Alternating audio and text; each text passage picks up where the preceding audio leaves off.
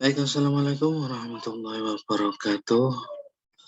Marilah kita simak tentang sejarah penurunan Al-Quran dan penulisan Al-Quran. Coba perhatikan di slide yang akan kita tampilkan. Ya.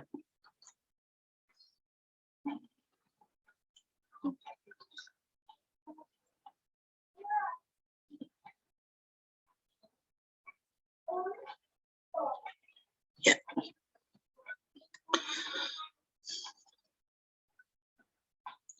Sejarah turunnya Al-Quran dan penulisannya oleh Kujudi Rismawan. Al-Quran adalah sebuah pedoman bagi umat Islam untuk menjalankan aktivitas seluruh peribadatannya agar semuanya diterima oleh Allah Subhanahu wa taala. Al-Quran juga merupakan sumber pertama rujukan syariat Islam. Nanti kemudian ditopang oleh hadis. Oleh karena itu, kita harus paham apa itu Al-Quran, bagaimana sejarah penurunnya Al-Quran, terlebih penurunnya Al-Quran selama 22 tahun, 20 bulan, dan 22 hari. Oke, sejarah turunnya Al-Quran. Dalam sejarah penurunnya Al-Quran, para ulama bersepakat bahwa setidaknya ada 3 proses penurunan Al-Quran hingga sampai pada Rasulullah. Proses yang pertama yaitu Allah menurunkan Al-Quran dari Lauhul Mahfuz ke Baitul Izzah. Hal ini bisa kita jumpai dari berbagai tafsir tentang surat Al-Qadr yang menyatakan bahwa itu adalah proses penurunnya Al-Quran oleh Allah dari Lauhul Mahfuz ke Baitul Izzah. Sedangkan proses yang kedua yaitu dari Baitul Izzah kemudian diturunkan ke langit dunia, yang kemudian diterima oleh malaikat Jibril. Nah, dari langit dunia ini kemudian menuju proses yang ketiga, yaitu dari langit dunia diturunkan kepada Nabi Muhammad melalui perantara malaikat Jibril dengan cara berangsur-angsur. Jadi Al-Quran ini diturunkan dalam 3 tahap, dari Baitul Lauhul Mahfuz ke Baitul Izzah, yang kedua dari Baitul Izzah ke langit dunia, dan langit dunia ke Nabi Muhammad SAW melalui perantara malaikat Jibril sesuai dengan kebutuhan kondisi masyarakat yang semasa itu. Jadi tidak sekaligus ya, jadi berangsur-angsur. Nah, sejarah turunnya Al-Quran atau bisa juga sering disebut dengan nuzulul Quran. Nah, ini bermula ketika Rasulullah bertahanus atau beribadah di Gua Hiro pada bulan Ramadan. Jadi ini berkaitan dengan pengangkatan Rasulullah atau Nabi Muhammad menjadi Rasul atau utusan Allah. Ketika itu memang usia Rasulullah SAW sudah menginjak yang ke-40 tahun, melihat situasi dan kondisi di masyarakat Mekah pada saat itu sudah sangat bobrok sekali, sudah sangat memperhatikan sekali, maka Rasulullah SAW itu pergi untuk beribadah, pergi untuk menyuci, mengosongkan diri dari hal-hal keduniawian ke tempat Gua Hiro. Nah, dalam proses bertahanusnya, beribadahnya Rasulullah SAW pas ketika itu di bulan Ramadan, ada yang mengatakan pendapat ulama yang paling kuat yaitu pada tanggal 17 Ramadan Rasulullah SAW didatangi sosok malaikat Jibril yang membawa wahyu yang pertama yaitu surat Al-Alaq ayat 1 sampai 5. Itu adalah proses penurunan yang pertama kali dari Baitul Izzah atau langit dunia langit dunia kepada Rasulullah SAW. Jadi turun pada bulan Ramadan.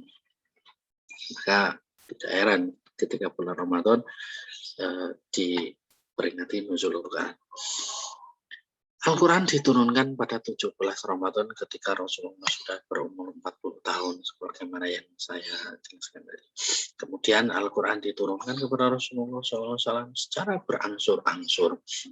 Artinya tidak sekaligus semuanya, tetapi Al-Quran ini diturunkan berdasarkan ada sebab-sebab ataupun latar belakang yang menyebabkan turunnya ayat. Misalnya ayat berkaitan tentang larangan homer, ayat berkaitan dengan puasa, berkaitan dengan haji, itu turunnya tidak langsung turun, tetapi melihat kondisi-kondisi yang ada atau permasalahan-permasalahan yang ada pada saat itu. Nah, terus kemudian Al-Quran ini diturunkan secara berangsur-angsur berapa lama? Lamanya adalah 22 tahun, 2 bulan, dan 12 hari. Ini kebanyakan ulama menyepakati lamanya turunnya Al-Quran itu sampai di situ. 22 tahun, 2 bulan, dan 22 hari. Sesuai dengan kebutuhan dan kondisi atau permasalahan yang ada pada saat itu. Nah, kenapa sih kok nggak langsung semuanya Al-Quran itu diturunkan? Mosok harus berangsur-angsur. Nah, ada beberapa hikmah dari Al-Quran diturunkan secara berangsur-angsur. Salah satunya adalah sesuai dengan kebutuhan. Jadi, Al-Quran ini sholihun likulli zaman wal makan, yaitu sesuai dengan kebutuhan. Kebutuhan baik kebutuhan tentang syariat, kebutuhan tentang hukum, dan lain sebagainya, atau kebutuhan-kebutuhan yang lain. Nah, ada masalah baru turun ayat. Bahkan Rasulullah SAW ketika menangani masalah, kalau belum ada wahyu dari Allah, beliau tidak berani menjawab. Nah, kemudian setelah wahyu Allah turun atau Al-Quran turun, ini baru Rasulullah berani menjawab. Nah, terus yang kedua lagi, supaya mudah diingat. Kalau kita seumpamanya Al-Quran langsung ketika saat itu diturunkan langsung 30 juz umpamanya, ya pasti orang-orang, para sahabat sulit untuk mengingatnya. Nah, karena ini diturunkan berangsur-angsur, 1 ayat, ada yang 5 ayat, ada yang beberapa 1 surah, dan lain sebagainya. Nah, itu untuk memudahkan para sahabat agar Al-Quran itu tertanam dalam jiwanya, tertanam dalam hatinya, dan mudah diingat dan mudah dihafalkan. Jadi enggak langsung. Kalau langsung kan sulit ya, apalagi kalau sekarang kita aja menghafalkan butuh sekitarnya 3 tahun atau 5 tahun baru bisa hafal betul. Nah, apalagi ketika saat itu baru menghafal, belum dengan penjelasannya.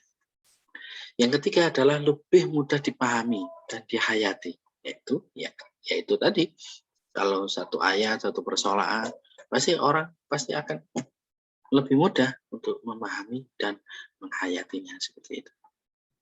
Lebih paham lah, gampang lebih paham. Terus kemudian sejarah penurunan Al-Quran dan penulisannya.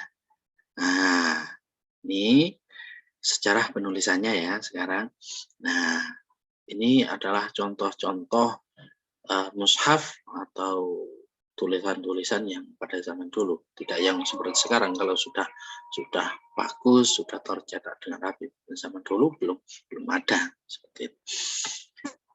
Sejarah penulisan Al-Quran pada zaman sejarah penulisan Al-Quran ini kita harus ketahui dari mulai zamannya Nabi Muhammad SAW, terus kemudian zamannya Sayyidina Abu Bakar, dan zamannya Sayyidina Utsman. Setidaknya 3 fase itulah yang menjadi pokok dari sejarah penulisan Al-Quran.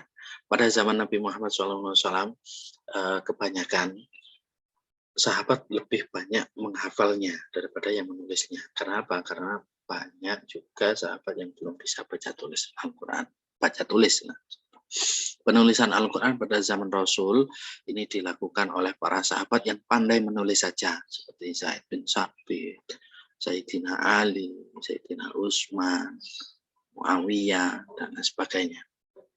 Yang terkenal dengan sekretaris pewahyuan.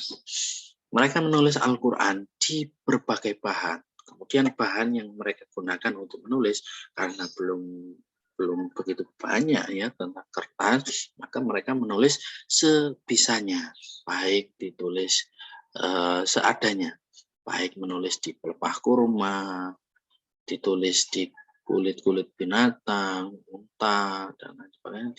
Kulitnya dibuat untuk menulis, ataupun ditulis di permukaan batu yang cerdas dipahat dan sebagainya itu seperti prasasti lah, ataupun juga pada tulang belikat unta.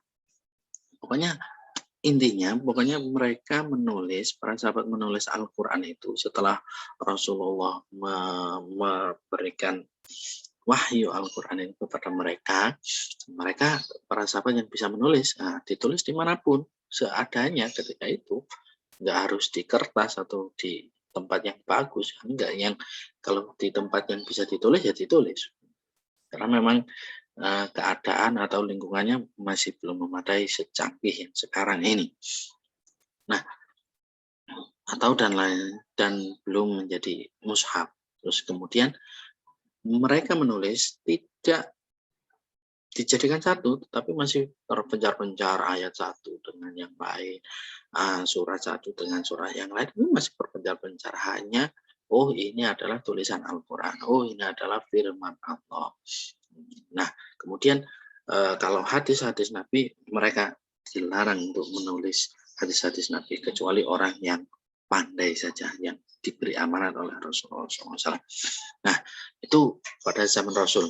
Kemudian pada zaman sahabat Abu Bakar. Nah, ketika itu Rasulullah setelah wafat, terus kemudian kepemimpinan umat Islam digantikan oleh sahabat Abu Bakar. Nah, di sini mulai ada beberapa permasalahan-permasalahan baru. Terlebih ketika itu pada zaman Sayyidina Abu Bakar terjadi peperangan Yamamah, di mana yang menyebabkan para hafid Quran, banyak hafid Quran itu gugur di medan perang, sehingga sahabat Umar mengusulkan agar secara segera mengumpulkan Al-Quran dijadikan satu mushaf. Karena apa? Sekitar 70 hafid Quran gugur pada perang Yamamah. Nah, sehingga dalam ijtihadnya Sayyidina Umar, kalau Al-Quran ini tidak segera dibukukan, disatukan jadi mushaf, nanti orang-orang yang hafal Quran ini ketika sudah meninggal tidak ada bekasnya. Kasihan generasi berikutnya yang tidak mengetahui Al-Quran. Jangan sampai Al-Quran ini dirubah atau berubah. Meskipun Allah sendiri yang menjamin bahwa Al-Quran ini dijaga oleh Allah. Inna nahnu nazzalna dzikra wa inna lahu lahafidun. Meskipun Allah sudah menyatakan seperti itu, tapi Sayyidina Umar berijtihad bahwa pengumpulan Al-Quran harus segera mungkin.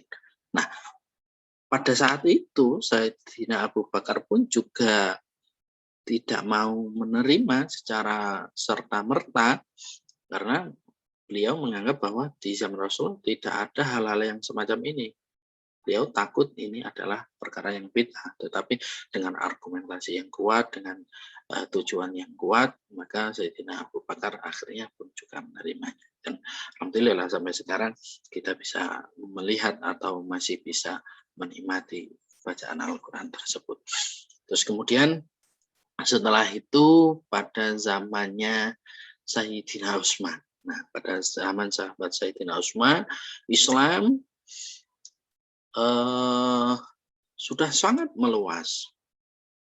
Kita umat Islam ketika itu sudah menyebarkan agama Islam di berbagai wilayah, menaklukkan wilayah satu yang lain, sehingga umat Islam meluas. Nah, karena umat Islam ini sudah sangat banyak, sudah sangat luas, maka Sayyidina Utsman mengirim beberapa sahabat-sahabat yang hebat, kemudian dikirimkan di daerah-daerah yang masih baru jajan penaklukan Islam untuk diajarkan agama Islam. Nah, karena Rasulullah sendiri tidak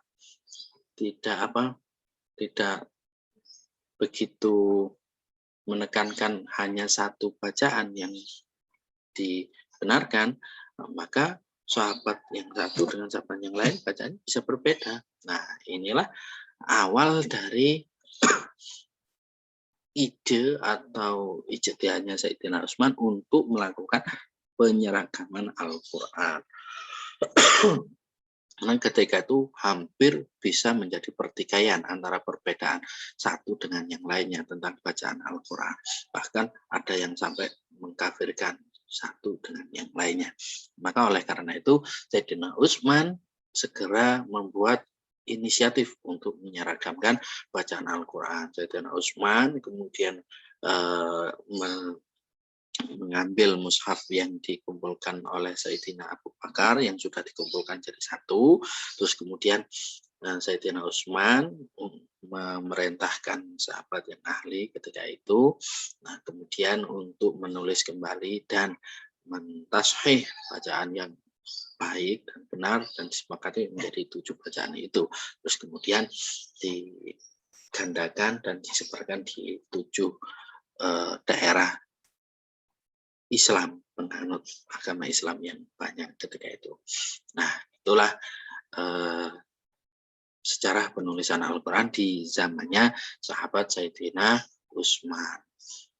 Oleh karena itu, agar bacaan Al-Quran ini sesuai dengan yang diajarkan oleh Rasulullah, maka sahabat Utsman menyeragamkan bacaan Al-Quran yang dianggapnya sah, yang pernah ditashih oleh Rasulullah, karena Rasulullah pun setiap tahunnya pun juga ditashih oleh malaikat Jibril. Nah, begitupun juga Rasulullah mentashih sahabat-sahabatnya ketika sudah selesai ditashih oleh malaikat Jibril. Nah, itulah sedikit tentang gambaran tentang sejarah penurunan Al-Quran, turunnya Al-Quran, dan sejarah penulisan Al-Quran. Nah, mungkin dari sedikit presentasi ini bisa membuat anak-anak dapat memahami bagaimana sih sebenarnya sejarah penurunan Al-Quran dan sejarah penulisan Al-Quran. Baik, terima kasih. Saya Akhri. Assalamualaikum warahmatullahi wabarakatuh.